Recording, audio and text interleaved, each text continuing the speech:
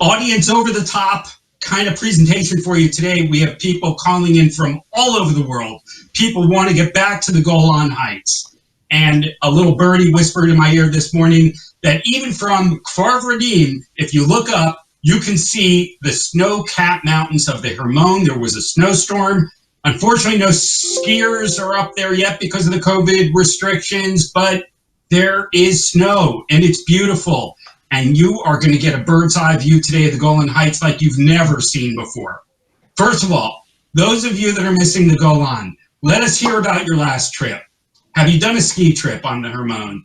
Have you been in a favorite spot in Caesarea? Is there somewhere that you just want to think about those amazing birds of prey that you get to see hovering from all kinds of sites? Is there a kibbutz that you visited where you just didn't, you felt like you were in a completely another place? All of that is coming to you live on our program today with the America-Israel Friendship League. I'm here with Reuven. Put it in the chat. We're going to have some fun together in a way that we haven't before. For those of you that thought that perhaps we don't have a few tricks up our sleeve, at America-Israel Friendship League, we've got a few tricks up our sleeve. Reuven, I'm turning over to you.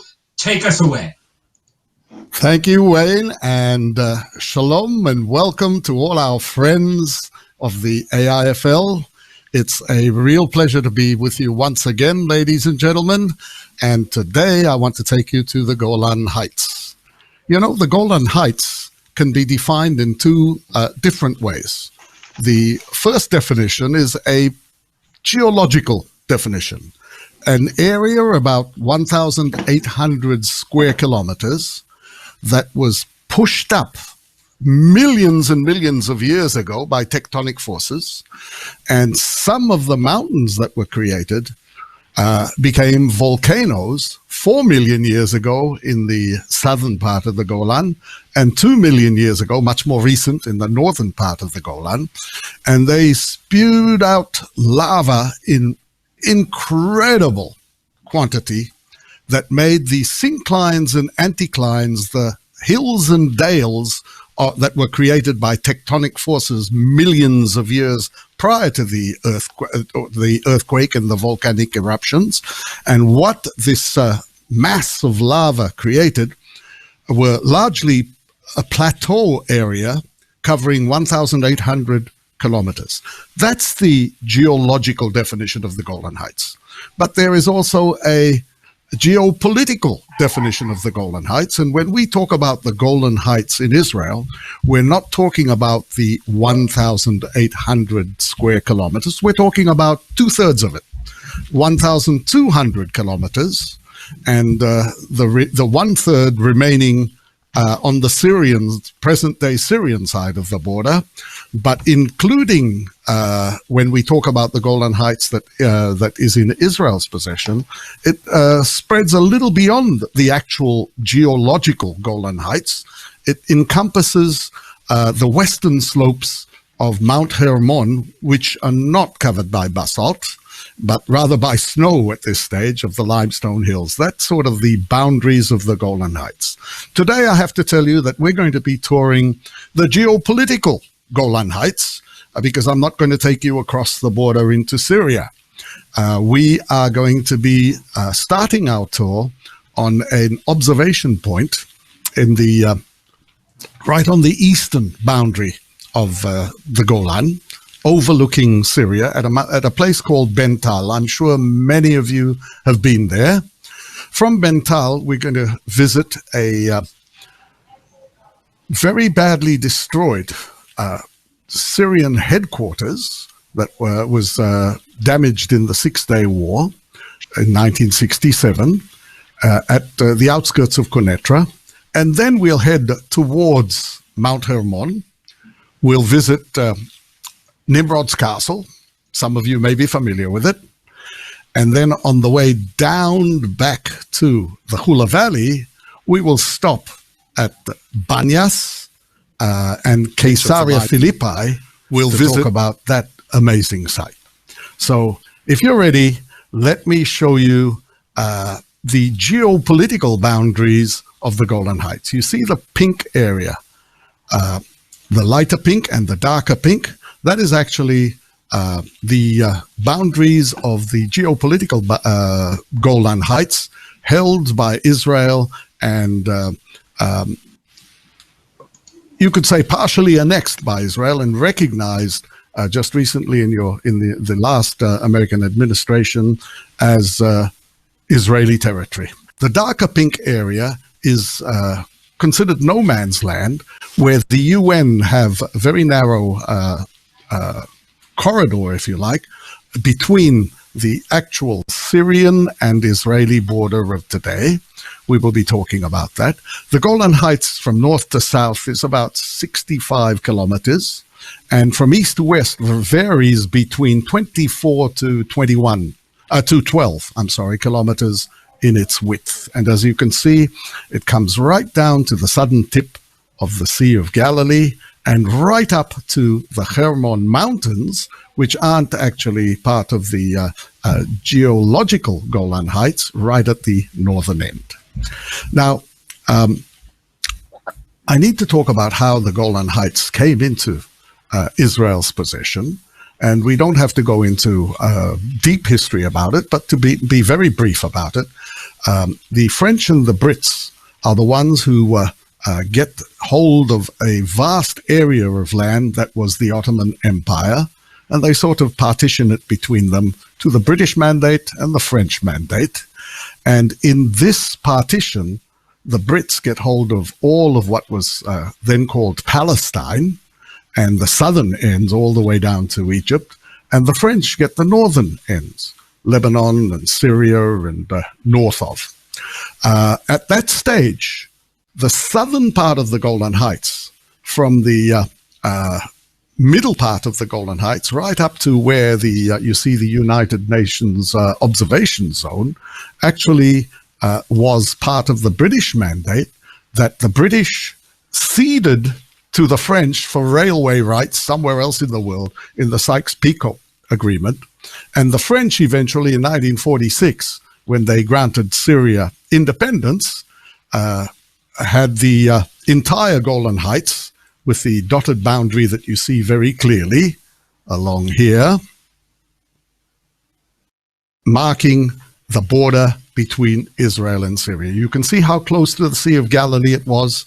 And let me tell you that Israel suffered much harassment from the Golan Heights from the War of Independence onwards. But prior to the Six-Day War and during the Six-Day War, it became massive.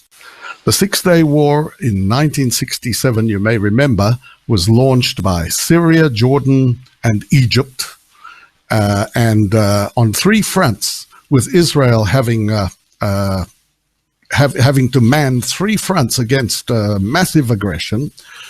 As long as the Syrians in the Golan Heights were not actually crossing the border and coming into Israel, it was decided to let it be for now. And with our hands full on the Egyptian and the Jordanian border, the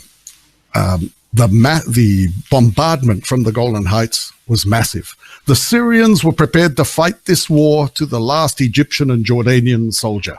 They weren't sending any soldiers across the border.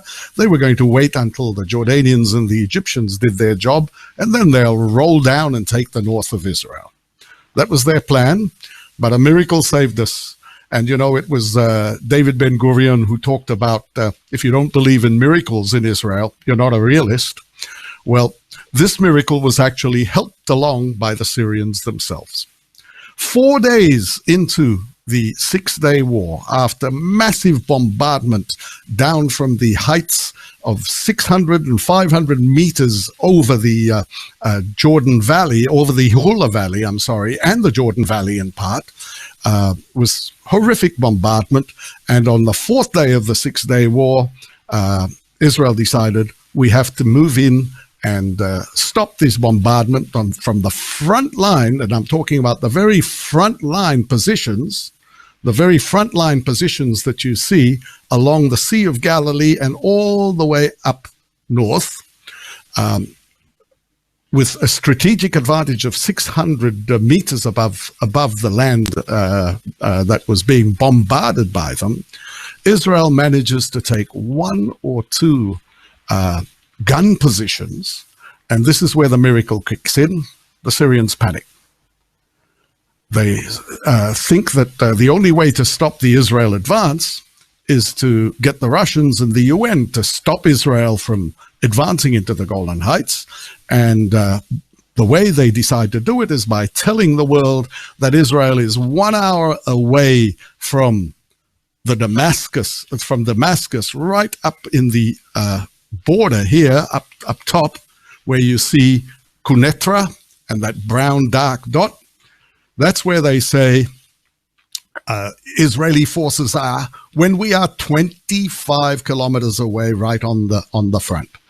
Well, they didn't take into account that their own citizens and their own army hear these same broadcasts, and Israel in 2 days is able to move into the boundaries of the Golan Heights that you see in front of you and beyond, including the area that is marked off as the UN area, the disengagement area, in 2 days because it was vacated. In 1967, we're going to talk about a kibbutz, the very first one that sets up on the Golan Heights, because they were the ones down below in the Hula Valley who were being bombarded. I'm talking about 17 and 16-year-olds who in 1967, a couple of months after the end of hostilities, move in and settle the first kibbutz, Merom Golan, on the Golan Heights. We're going to be above that kibbutz as we observe the border from Mount BenTal. You know, talking about miracles, here I want to show you a quick turnaround of the area, a 360 degree. You're looking now across no man's land where the fields are. Now, you may be able to make out a road. You're seeing wind turbines that those of you who have been to Israel and the Golan Heights before don't know are there, because it's in the last 7 or 8 months that they've been put up. And of course, many of you are familiar with the top of the Syrian bunker that sits on top of Mount BenTal, where lots of visitors come. Once upon a time, we were able to run into the bunkers and look inside them. But today, because of safety, safety from flooded rooms and so on, it's closed. Many of you may be familiar with this coffee shop, cafeteria and shop in front of you that has the very cute name Coffee Anan. Coffee Anan, of course, is a play of words in Hebrew. Coffee for coffee and Anan for a cloud. But many think it might be for the Commission of the UN, the past Commissioner of the UN, whose name was Anan, but it's coffee in the clouds in Hebrew. We talked about a kibbutz down below you. You see kibbutz Merom Golan. You might be surprised to hear that this kibbutz was actually on the wrong side of Mount BenTal in the bunkers, the Syrian bunkers that were taken by Israel. These were Syrian bunkers that became Israeli bunkers after 1967. And before the Yom Kippur War, Mount BenTal was actually established from 1967 onwards, right up until 1973, on the wrong side of this bunker. In other words, in between the Syrian border and this Israeli strong point. The military said this cannot be. And in a month or two before the outbreak of the surprise Yom Kippur War, the army insisted that the kibbutz move, and they actually moved from where you see the wind turbines in between the bunker and Syrian positions to where they are now, and we will have a look at that in a moment.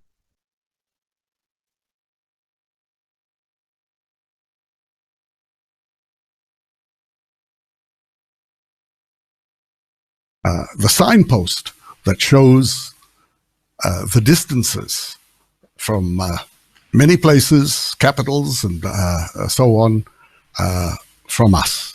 And in the next slide, you will see a close-up of the signpost that'll show you that Damascus is 65 kilometers away, an hour's ride from where we are. 161 kilometers away. So Damascus is even closer. In the slide, in the previous slide, you're looking at a new Quneitra. What you saw very briefly in the sweep around in the video was a ghost town at first, across from the UN positions, that was Quneitra, that was taken by Israel in 1967 as a ghost town. It was vacated because they were told that Israel was there 2 days before we actually got there. So it was a vacated conquest, but the Syrians, after 1973 in the Yom Kippur War, under the negotiations conducted mainly by Henry Kissinger, were given back the Quneitra, the town of Quneitra, so that they could resettle it. They decided, no way, they're going to keep it. It's in Syrian territory today. But they decided they're going to keep it as evidence for Israeli war damages and claim billions if ever there's going to be any agreement between Israel and the Syrians. And in the meantime, build a new Quneitra that you see in front of you on the screen. You may be able to make out a boulevard going right through the center of the town.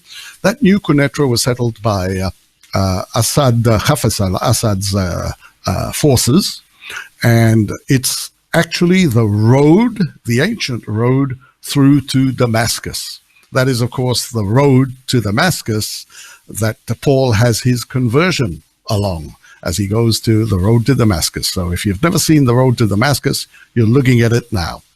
I'm going to show you a couple more slides of the wind turbines where the kibbutz once was. Where you see the extreme right wind turbines, that's where Meron Golan actually was in the months preceding the Yom Kippur War. And the kibbutz was only moved at the insistence of the army behind the bunker, which was one of the miracles. I mean, it allowed the kibbutz to be evacuated at the Syrian advance, because the Syrians advanced very quickly into the Golan Heights. Another one of the miracles was that we actually started, this war started when we were on top of the Golan Heights, because had it started on the pre-67 borders with Syria, they would have been in Tiberias in minutes.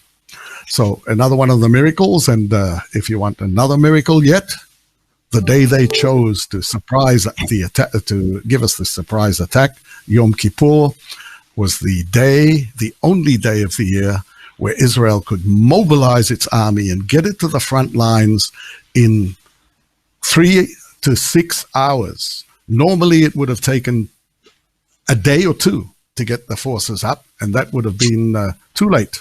But because they attacked on Yom Kippur, according to many,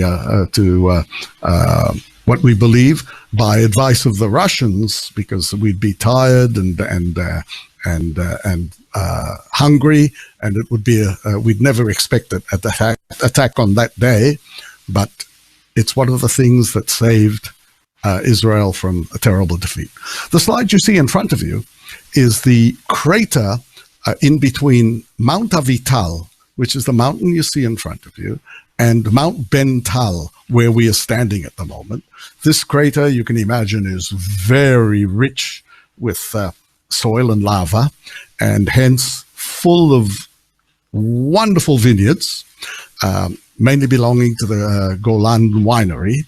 And in fact, one of my favorite wines comes from a single vineyard of Shiraz or Syrah that the Golan winery produces. A top Israeli wine, but Israeli wines have improved, and most of the best of the wines in Israel actually are coming from the stressed vines of the Golan Heights. So you're looking at the crater, and we're going to show you now where you can actually stay when you come to the Golan Heights for a couple of nights. In Meron Golan, the beautiful kibbutz, the very first one established in 1967, a month and a half after the ending of the hostilities in the Six-Day War. And you're looking at the kibbutz in its since 1973 new location. And in fact, you're looking at something very new on the kibbutz now when you look at the guest house that is just above us here with the brown buildings, a new guest house. Very, very nice. We have another slide to give you a closer up of this guest house and restaurant, cowboy style restaurant. And you can see next time you come to Israel, a couple of nights at Merom Golan, you'll be able to visit all of the Golan Heights and a great part of the northern boundaries of Israel. And if you want to ski, come at this time of the year. But if you want really beautiful weather with flowers everywhere, come in the spring. It's amazing. Merom Golan. Now, I'm going to take you to a site that not everyone gets to. It's on the outskirts of Quneitra. That used to be part of the Golan Heights of Israel, but now the town itself is back in Syrian hands, and what remains is this Soviet-style building that was almost complete in 1967, and then suffered badly in the war damage, and again in 1973. But I say it was almost complete. It's the Syrian headquarters with the Syrian Mossad with offices here, and the Syrian military intelligence I'm talking about with offices here. And after the Six-Day War and almost to this day, the residents in the four Syrian Druze towns on the Israeli side of the border, and others perhaps, found this a great place to find fittings, window frames, door frames, toilet equipment.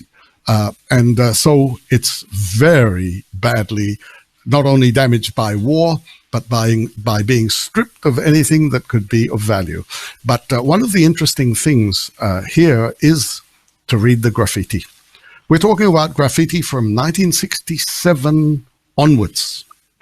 And much of the graffiti is in Arabic, and that's the most interesting graffiti, actually, because it is graffiti left by the residents of the four Druze towns that remain on the Israeli side of the border. And at first, it was 50-50 as to they supported Hafez al-Assad or Israel.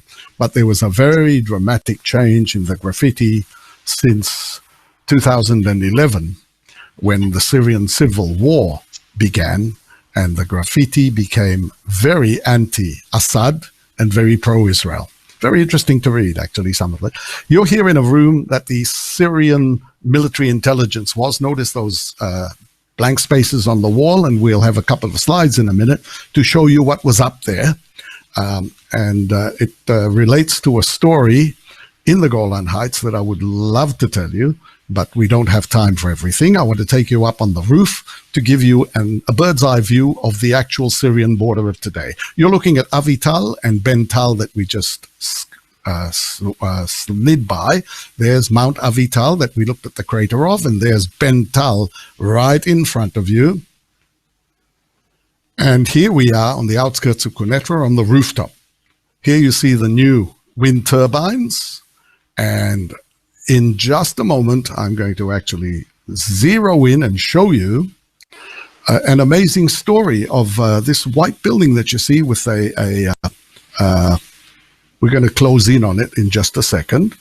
This white building that you see is actually an Israeli military hospital built there for to help with the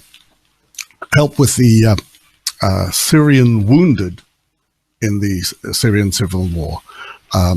Unfortunately, the video tricked us a little bit and didn't show us the last little bit. I wanted to show you the border fence with Israel, but believe me, from that rooftop, you can look right across the border fence of Israel and Syria of today and see how close everything is.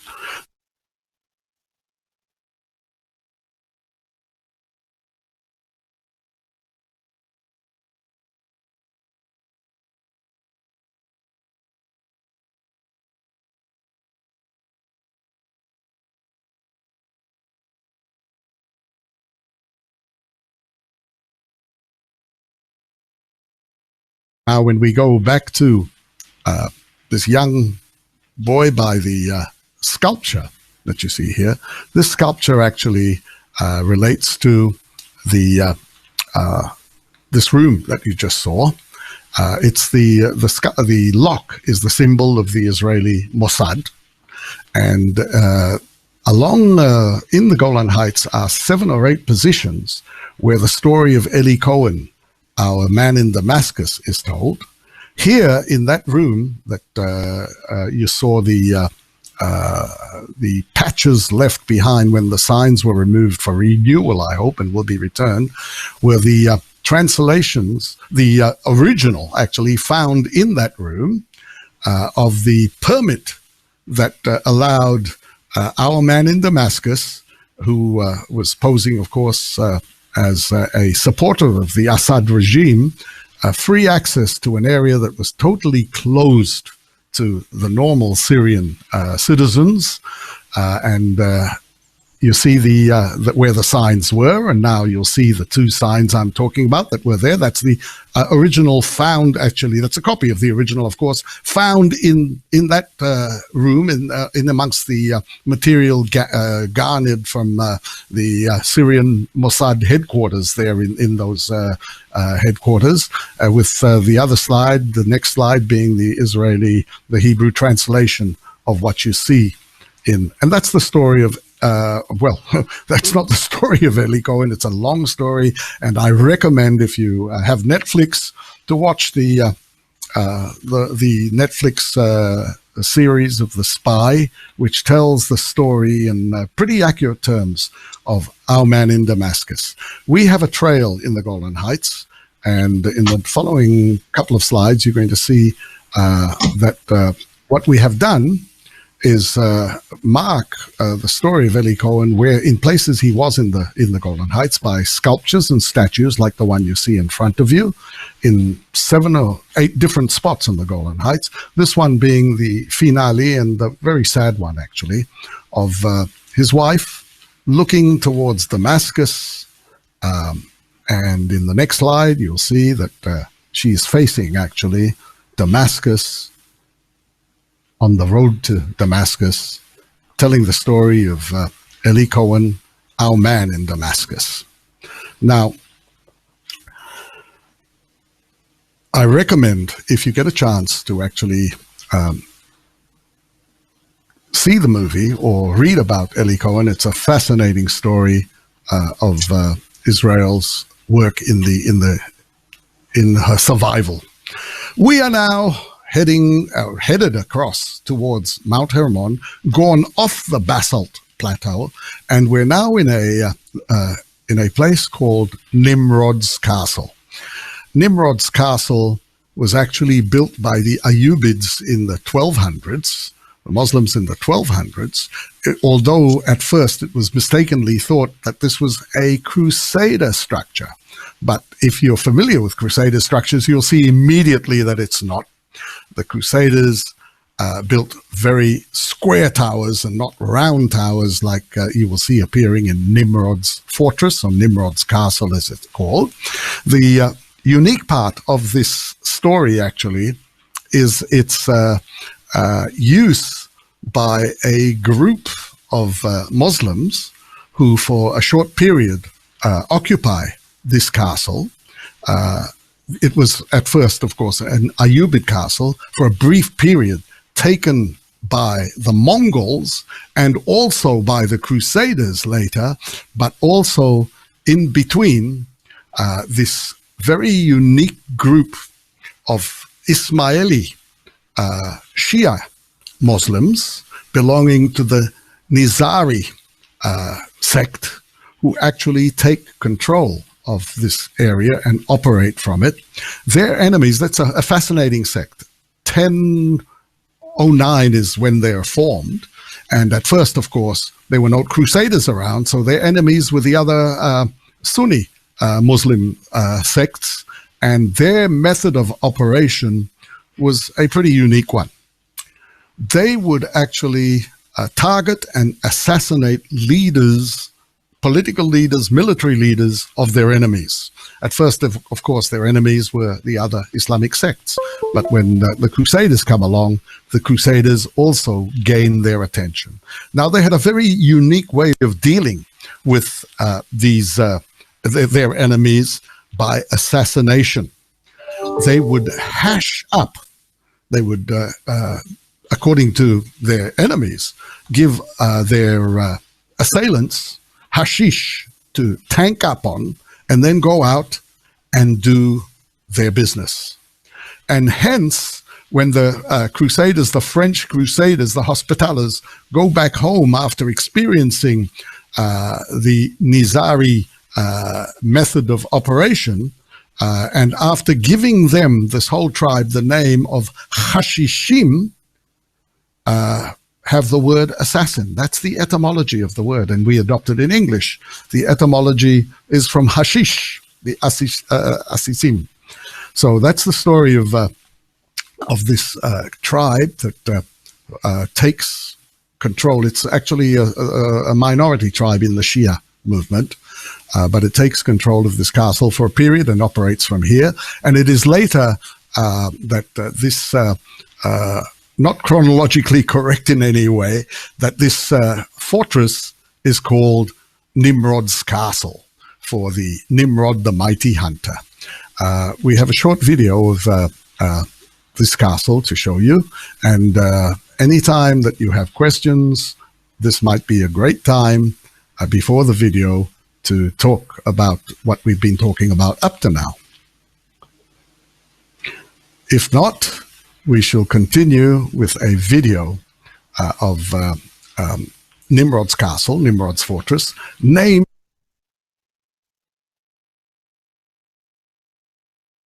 Old Arabic legend about Nimrod the Mighty Hunter, the very first mighty hunter, who one day decides to take, he was a giant of a man, and he takes an arrow out of his quiver and decides to send it up into the skies to shoot at God. God thought that he'd have some fun with this cheeky Nimrod, so he dips the arrowhead in red ink and sends it back down to earth. And this mighty hunter, who used to gather animals in his path, who would just lay in his path because there was no point resisting him, said, "I am the greatest. I have killed God." A voice comes from the skies, thundering voice saying, "Nimrod, did you think that you could kill your own creator? Go out and look for the tiniest creature created and do battle with it." So Nimrod goes looking for the tiniest creature that God creates, putting on his best armor and taking his best weaponry. And what he finds is, it finds him actually, as the mosquito, flies into his enormous nostril, into his brain, and drives poor Nimrod absolutely crazy, who falls dead on the ridge of this hill, and hence the name sometimes called the ruin of Nimrod, Kalat Namrud, or Nimrod's Fortress. And the Arabic legend, the old Arab legend, ends with the statement that once a year at the appropriate time, millions of mosquitoes gather up here at Nimrod's Fortress to celebrate their victory over the mighty hunter. That's the legend of Nimrod. And now we're going to move on our way down to the Hula Valley. Before we move on, we have lots of people chatting about all these amazing different sites that you have. First of all, the reference to the Eli Cohen story on Netflix is The Spy, and it's still available and highly regarded. There are people in the chat, Reuven, who are remembering you sharing the stories of Eli Cohen from the actual site, and are excited to have you back sharing this. A lot of questions about the wineries in the Golan Heights. We even have a recommendation for the Mount Odem volcanic series of wines. Anything you can tell us about how many of the wineries there are and where they are now? Well, let me tell you that the Golan Heights was instrumental in making Israel one to count upon and one to count amongst the producers of some of the best wines. Because before the Golan Heights wineries actually started producing boutique wines, the wine was pretty ordinary. And in the first winery that started producing, and you know what they say about vines, the stressed vines produce the best wines, and you can't get more stressed than some of the areas in the Golan Heights, even though the basalt, eroded basalt, is very rich. The conditions are tough, hot in summer and freezing cold in winter, and thus the Golan Heights started producing some of the best wines in Israel. Most of the boutique wines in Israel come from the Golan Heights. There are, of course, some giants like the Yarden Golan Heights Winery, and there are many, many others. One of my favorite wineries is one that we usually at AIFL stop at if and when we get the opportunity to have a wine taste along the journey, and that's the Kedem Winery. But there are literally, it's like mushrooms after the rain of little wineries, some of them producing very limited quantities, and others exporting quite largely overseas. So the wines of Israel today, incidentally, to be fair, there are many, many more places in Israel like Zichron Yaakov and the Carmel Mountains where good wines, and even in around Jerusalem where some very good wines are being produced as well. But it was the Golan Heights wineries that gave this industry its big push. Well, go ahead and continue on the tour, and I know you've got more. Peek at some of those Shiraz grapes that we're looking forward to getting back and sharing the glass. Oh, the single vintage Shiraz, perfect. Okay, we are now at Caesarea Philippi. The name already tells us that as you watch this short video, you will see that this city was being built at the time that Tiberius itself was being built by his half-brother. Philip's half-brother, Herod Antipas, decided to build like his father before him, Herod the Great, who built Caesarea. He decided to build a city for Caesar. But he couldn't call it Tiberius because his half-brother already took that name, and he couldn't simply call it Caesarea because his father had already used that name for Caesarea by the sea, Caesarea Maritima. So he decides to build a city called Caesarea Philippi, his city. Now he chooses the spot beside a place called Panias, that today is called Banyas because of the Arabic lack of the letter P in its alphabet. Panias, meaning temple to Pan, becomes Banyas. And Banyas was a pagan temple built by the Seleucids in as early as 200 BC to honor their god, their pagan god, the half-man, half-goat called Pan. This temple had, of course, a terrible reputation and is existing in the time of Philip's building the city, and in the time of Jesus was still a pagan temple. And it is this site that the confession of Peter takes place that I'm going to be talking about in a minute, but I want to show you a little bit and tell you a little bit about the practices in Caesarea Philippi and the pagan temple that was here. First of all, Pan, the half-goat, half-man,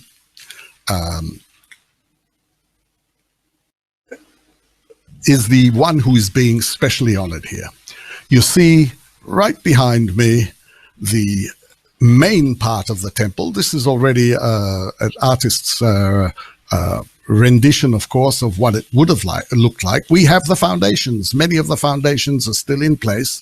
And what you see are the artist's rendition of what stood according to the actual foundations still left behind. And that cave that is at the back part, or actually it could be considered the front part of that temple, because you enter from the back and you go to the front, was where water gushed out in the time of this being a pagan temple. Water gushed out of that cave. What caused the change, of course, were earthquakes and earth shifting that closed the water sources coming out of that cave. And today water comes from many different parts around them, creating the Banyas River. But once it used to gush right out of that mouth of that cave. And incidentally, if we talked about Nimrod the Mighty Hunter, the Arabic legend talks about how he would lean across the mountains and put his mouth against that cave to drink from the fresh water gushing out of that cave. That's the giant of a man he was. But the Greeks and later the Romans, who weren't really into human sacrifice, but were into a little bit of debauchery with the stables you see on the far right-hand side, housing what were dancing goats. I don't know how they taught them to dance, but the Roman period, the late Greek period, and then the Roman period was full of a little bit of debauchery, dancing goats and drink feasts and everything else you can imagine. Perhaps even human sacrifice, but certainly animal sacrifice took place in the mouth of that cave that had water gushing out of it. It is not a small opening. As you will see in the following slides, you'll see a large opening where, to give you a better idea, you see parts of the niches and the places above. Incidentally, where you see a white dome is a Druze building. And what is that Druze building doing in a pagan site? That Druze building is actually commemorating the confession of Peter.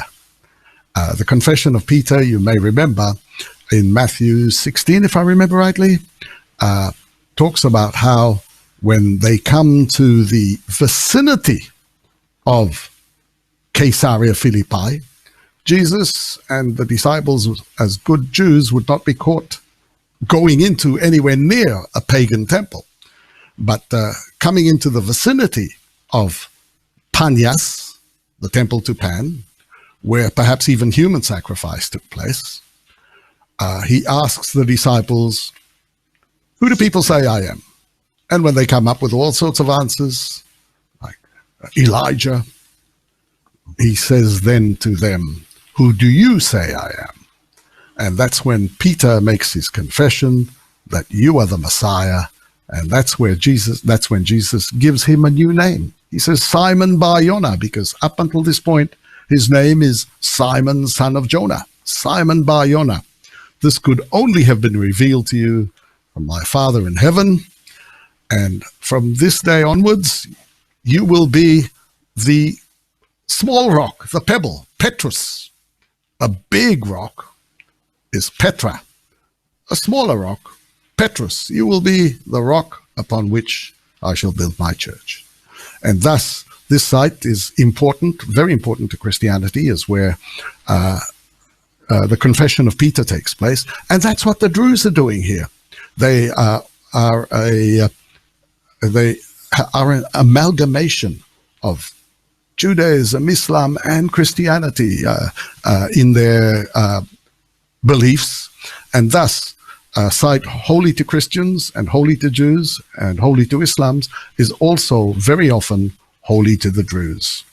I want to show you in a couple of more slides the actual size of this Here is where there was a lot of rainfall. It's not filled with water from the natural sources, because today the natural sources are popping up all around this cave. But in the next slide, you shall see how large this cave actually is.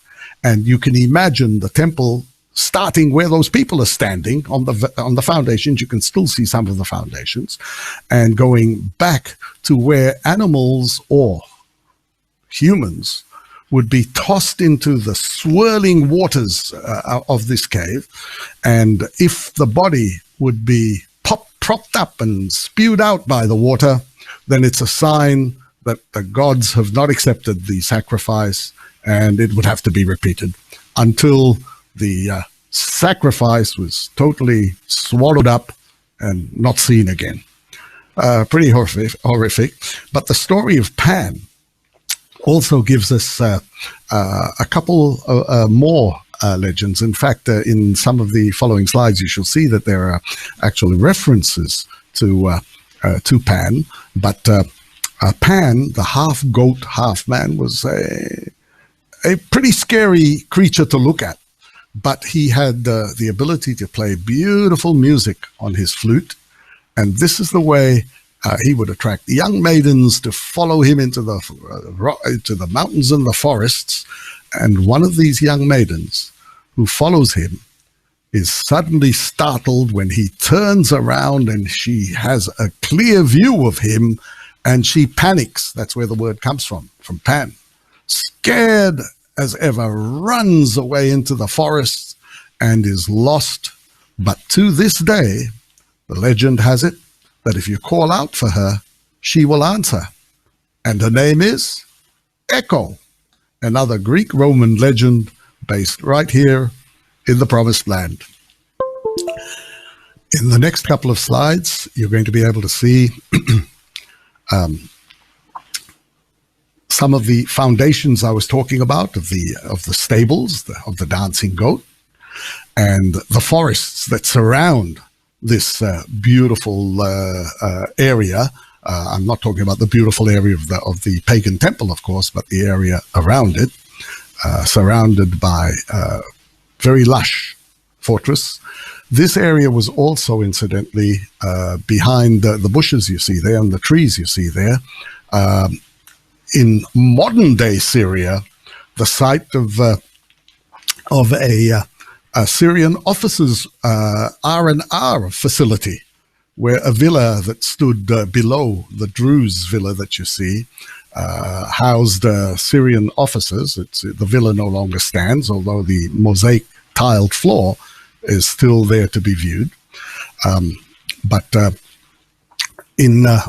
The area is actually surrounded by very beautiful nature. And in the slides here, you're seeing the niches where lesser gods and greater gods. The main niche, of course, is used for Pan himself, the main attraction of this site, with the lesser gods in niches. And a couple of Greek inscriptions still remain in parts of these. If you look carefully, you'll see the little oblongs on the niches, little squares. And if you look very carefully, you'll see these squares, and you'll see in a larger slide in just a moment, have ears attached to them, like the one you see right above me up there. The one you see right above me, tabula anseta, it's called. It's tabula anseta, a mobile notice board. You know, in the old days, actually, I hope I'm not showing how ancient I am, but in the old days in hotels, you wouldn't hear a PA saying, "Mr. Smith, you have a phone call." You'd have a bellhop running around with a notice board, holding it by its ears with Mr. Smith, walking around the guests, waiting for Mr. Smith to get hold of him.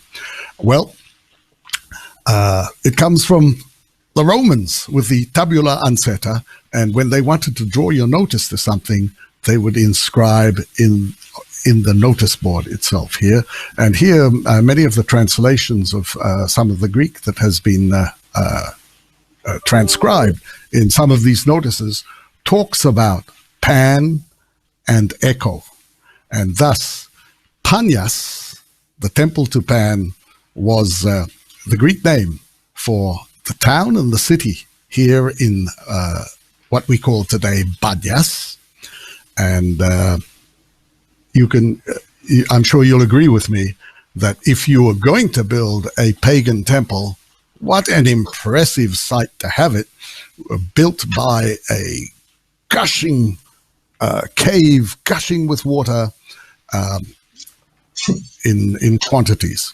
You know, I have to tell you also that this area is not just archaeology and not just the religious context of the Confession of Peter, but a beautiful nature area for nature hikes and a walk around. You can see here that we've created a walkway that takes you past the flowing waters of the Banyas waterfall that comes from the different outlets today of what was coming straight out of that mouth of that cave and gathers into a waterfall and the Banyas River. And it's a spectacular nature site to tour. You're going to get a brief view of the waterfall in a minute. It's a little bit of nature hiking and should certainly be combined with the archaeology and the religious aspects of Caesarea Philippi and the Banyas. And you can see that there's a lot of brush where certainly Echo could easily lose herself after being frightened by Pan. Wayne, are there questions? Yeah, there are. Terrific. I mean, I think people looking at all of those wonderful flowing banyas are reminded that when you used to hike around the Golan, you got a lot of warnings about areas where there were still Syrian mines. So one of our one of the participants wants to know, is that still an issue, or have they pretty much cleared up all those areas now? It is, unfortunately, still an issue. There are areas that are fenced off with very clear signs in 3 languages: danger mines, English, Arabic, and Hebrew, of warning. They're yellow signs with red triangles, and they warn people to stay out of the area. Unfortunately, though, we get a lot of snow in the Golan Heights sometimes. And one very snowy year, about 6 years ago, a family picnicked on the snow across without realizing it, because all the signs were covered in high snowfall. And unfortunately, someone set off a mine and someone was badly injured in the legs. But you know, what you need to understand about these mines is that the Syrians scattered them all over the place, and they didn't leave us any maps. Now, the personnel mines have long been disabled by the weather, by time. The danger here are the more deeply buried and much more potent anti-tank mines that even if they're a small percentage still viable, and because they're so eroded, they don't need a tank to set them off anymore. A cow can set them off, and that's why we like to say, tongue-in-cheek, that in the Golan Heights we have the smartest cows in the world, because only the ones who can read survive. They don't go across the danger mine signs. But this is the danger. The potent anti-tank mines that can be set off by anything. But with the passage of time, hopefully this will be less and less of an issue. In the last few years, there haven't been any issues like that. We have a question from Michelle. You made a reference earlier. There was an Israeli military hospital that operated during the Syrian civil war that many people know was actually helping victims from the Syrian side. Is that still in operation? Where exactly is that? It is still in operation, but being much lower keyed these days, not as large as it was, because we've actually have 2 hospitals that I know of that have wards of Syrian patients. Now, some of our AIFL guests have actually visited and even spoken to some of the Syrian patients in Israeli hospitals. It's absolutely amazing to think that we don't ask whose side they were on. Are they ISIS? Are they Assad supporters? Or are they just innocent civilians who got caught up in the action? If they come to the point of gathering that spreads like wildfire amongst the victims, of course, they know where to come, to the UN gate that will facilitate their transfer into Israel, then we don't ask questions, don't ask, don't tell, and we treat them. And then, of course, we send them back to wherever they want to go. Most of them want to go back to where they came from. None have asked to stay, thank goodness, because it would be very complicated, but it would also endanger their families, they know. And it's a big secret that they're here and they receive treatment. And let me tell you, there are incredible stories of repeat treatments where limbs have been lost and replacements have been given to them that need attending to sometimes, and sometimes long-term hospitalization is done by letting them get back home and coming back for repeat treatment. It's an amazing story. I've been several times to these wards to talk to these Syrian patients, and it's in a heartening event in humanity, where despite all the troubles and the dangers and the suspicions and everything else, that humanity is held as a prime concern, and someone who desperately needs help is given it. Well, so it's still in operation, but low key.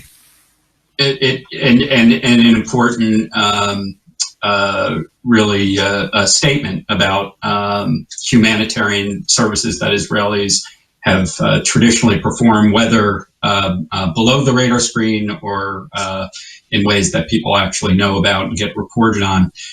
There's a question, we won't have time to get to it today, from Meyer about the Hula Valley, about where it's situated. And it reminds me, Reuven, that may be one of the future spots that we need to cover on one of the virtual tours. Indeed, today we introduced some new technology. We've got a nice shout out from Vivian, one of our long-term viewers here, on being able to see this magnificent site as if we were all in the same room. We're going to continue to play with it. We're going to continue to bring things that are new. When Reuven showed me for the first time those wind turbines, I almost doubled over, had no idea that was coming, and it was really a great delight. Today we covered a lot of ground. Certainly we heard about coffee in the clouds, Coffee Anan. We hope we left you with some really great visions of the Golan as you've seen it, and visions of the Golan as you will see it. Hopefully very soon. We continue to watch and read about the great progress that Israel's making on the vaccinations front, even as we here in the United States are beginning to see more and more people being vaccinated. Today, we had people from all over the country, or all around the world, from San Diego, from the French Riviera, from Renana, from Hudson Valley, New York. And believe it or not, we did actually get a viewer from Damascus today, Reuven. Truth be told, Damascus, Pennsylvania, but we're still working on it.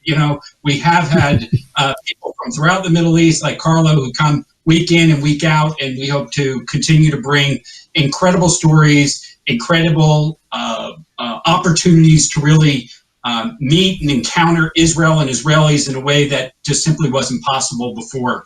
One quick program note that also relates to the technology: those of you that noticed for the first time that you can actually see headlines, you can see the subtitles of our speech. That is one of the progresses of this period. If you look at that CC button that says live transcript, you can enable that or disable it. You could move it to the left, you could move it to the right, whatever is best for your viewing. But this coming Wednesday, AIFL is doing a special focus on the issue of accessibility in the disability communities, both in the United States and Israel. We're going to have some amazing advocates on that front who are going to talk about both the challenges and the breakthroughs that have happened during this period. So I highly want to encourage you to come back. This on Sunday is a great way for an escape. We will have more amazing programs for you every Wednesday, every Sunday from America-Israel Friendship League. We want to wish you all a safe week and a shalom. Thanks, Reuven. Thank you, and shalom, and have a wonderful week.